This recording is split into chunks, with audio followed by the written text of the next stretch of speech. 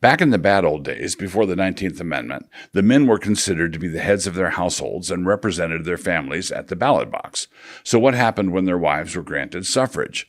Let us take a typical presidential election to illustrate it, using the first one in 1920 after women's suffrage was accomplished, the election between Warren Harding and James Cox. If both the husband and wife vote for Harding, say, then what you have done is simply multiply the number of total votes cast for him by 2. And if the husband votes for Harding, say, and the wife votes for Cox, then what you've done is cancel out the voice of that particular household. Upon discovering how they were each going to vote, what would be the harm if the two of them just stayed home for a quiet dinner together in order to cancel out one another's vote that way? Where was the great progress supposed to be located?